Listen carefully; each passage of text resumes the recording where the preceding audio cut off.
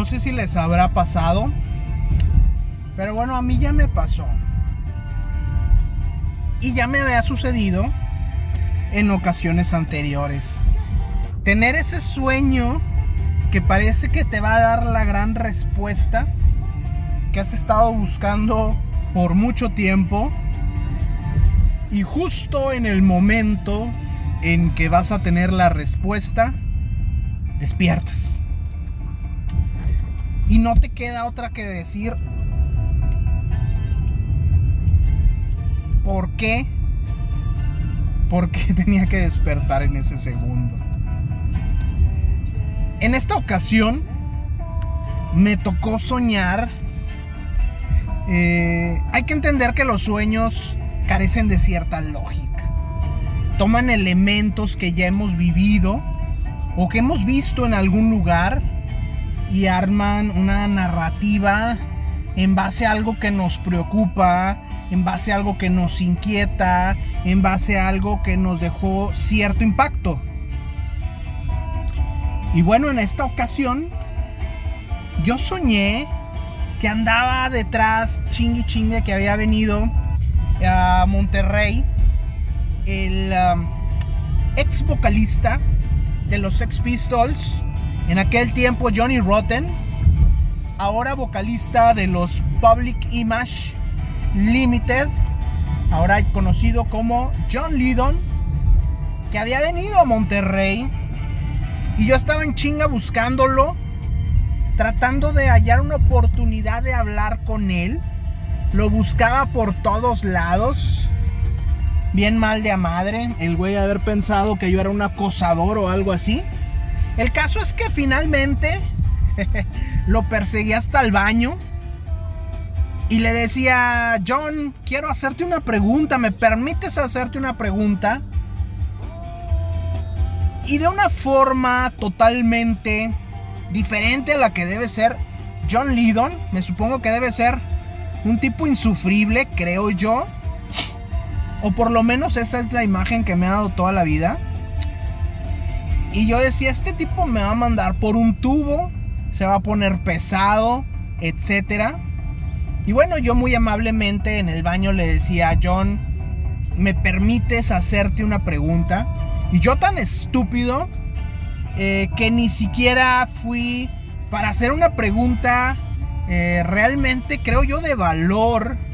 Creo que una pregunta realmente interesante.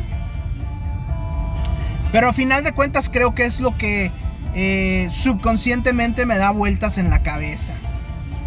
Y yo le decía: John, si los Sex Pistols hubieran hecho un segundo disco, ¿cómo piensas que hubiera sonado? Y creo que recuerdo que Lydon dijo dos palabras y entonces sonó mi alarma. Se acabó el sueño. Y me desperté y lo primero que hice fue preguntarle a ChatGPT cómo habría sonado un segundo disco de los Sex Pistols. No me quería quedar con la curiosidad. Sin embargo, creo que fue tanta la frustración de ese momento en que desperté, que bueno, la realidad es que si me voy por un camino lógico, racional, pues la respuesta la tengo. No hubiera necesitado precisamente a ChatGPT o a Grok o a Gemini o a DeepSeek o a Cloud o a ninguna de estas inteligencias artificiales. Con mi inteligencia natural me hubiera bastado para responderme. Y es que la realidad es que John Lydon, allá en el 79, cuando los Sex Pistols lo abandonan, pues ya no tenía palanca, ya no tenía fuerza, ya no tenía autoridad dentro de los Sex Pistols. La autoridad ahora la tenían Steve Jones, Sid Vicious, con quien no se llevaba bien ya Johnny Rotten o John Lydon, y Paul Cook, que era el baterista. Si escuchamos The Great Rock and Roll Swindle, un disco de parches, de cosas que por ahí publicaron los Sex Pistols, hay canciones que me gustan mucho, pero que definitivamente no tienen ni puta idea ni dirección de qué hacer. Está Silly Thing, está Lonely Boy, está My Way. Las canciones que canta Steve Jones, y creo que le ayuda a Paul Cook, no recuerdo bien, me gustan, son buenas, pero no son los Sex Pistols. La canción de Sid Vicious, la de My Way, pues bueno, no deja de ser un chiste, una parodia, algo sin mucha trascendencia musical. Lo que me da a pensar que muy probablemente lo que quedó de los Sex Pistols hubiera sido un desastre auténtico. Hubiera sido un sin razón, un pastiche, una mezcla de lo que pudieron hacer. Hay que recordar que Chris Thomas, quien fuera productor de The Wall, de varias canciones del disco blanco de los Beatles, había sido el gran artífice del sonido de los Sex Pistols. No es que los Sex Pistols fueran grandes músicos, la realidad es que Chris Thomas hizo su magia en el estudio y los hizo sonar potentes y poderosos como pocas bandas punk. Ni los Clash, ni los Damned tuvieron, ni los The Jam tuvieron esa producción estelar por parte de Chris Thomas que les diera ese disco legendario y poderoso a la primera, sin ser grandes músicos. Dudo mucho que para este segundo capítulo de los Sex Pistols el señor Chris Thomas hubiera trabajado con ellos. Yo la verdad lo dudo. Yo pienso que el papel de Malcolm McLaren, el que los manejaba, hubiera sido más dominante, y pienso, o estoy seguro, que ese segundo disco se hubiera parecido a algo de lo que escuchamos en The Great Rock and Roll Swindle. Un desastre con uno que otro punto valioso o punto bueno. Pero vayamos más allá. Si se hubiera quedado John Lydon, yo dudo que el señor se hubiera quedado a hacer ese tipo de pastiches. La verdad, lo dudo. Hay una gran incógnita en el sentido de qué hubiera podido aportar Sid Vicious. Aportaba imagen y actitud, eso me queda muy claro. La gente lo que más identifica de los Sex Pistols, desafortunadamente, es a Sid Vicious. Sin embargo, hay que recordar que cuando los Sex Pistols se volvieron a reunir allá por los 90s en el llamado Tour del Lucro Sucio, a quien buscaron, pues obviamente Vicious ya estaba muerto, pero estaba la relación con Glenn Matlock, el bajista original de la banda. Y hay que recordar que la banda era originalmente de Glenn Matlock y que muchas de las canciones, si no es que la mayoría, habían sido creadas por Glenn Matlock. Un cuate que era más admirador de los Beatles y de los Monkees que de los Stooges o de los MC5. Entonces, desde ahí hay que preguntarnos si hubieran traído de vuelta a Glenn Matlock y si le hubieran permitido a John Lydon ya tener una mayor participación artística de composición en el disco. Tal vez no hubiera entrado en la jugada Glenn Matlock,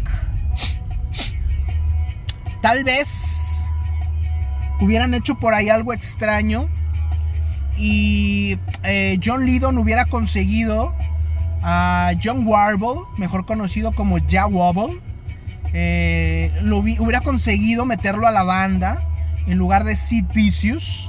Y hay que recordar que Jah Wobble fue el bajista de los Public Image Limited, que era un cuate igual de burro para el bajo como Sid Vicious, pero sin embargo que era muy disciplinado.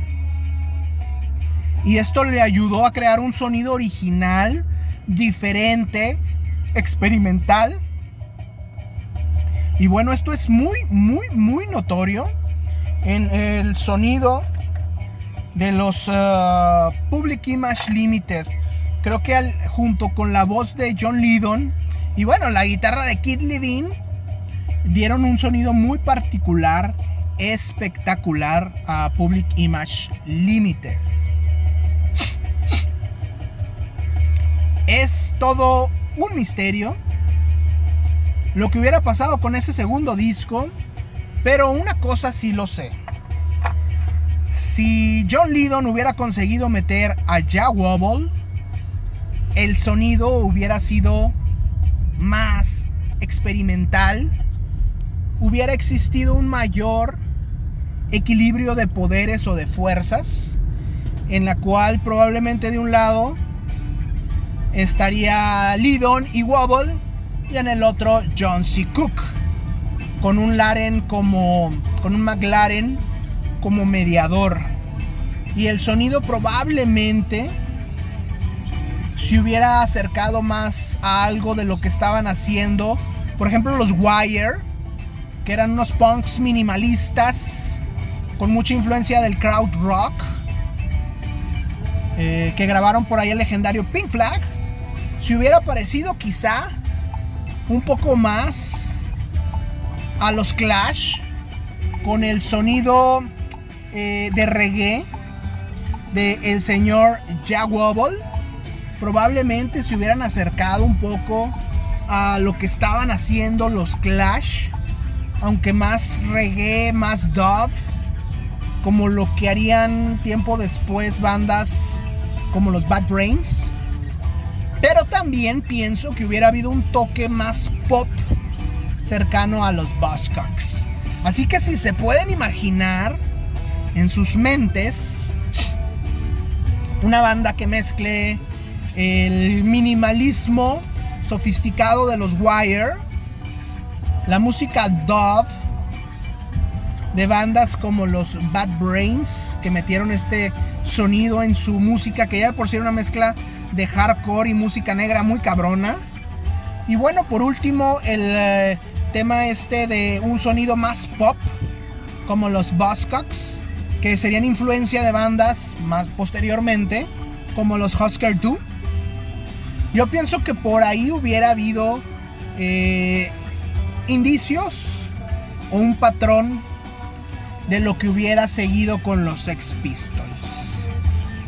Tal vez si hubieran seguido robando canciones de los de Jam, no lo sé. No hubieran llegado definitivamente a los territorios pop a los que llegó The Clash. No hubieran sido tan experimentales como Wire.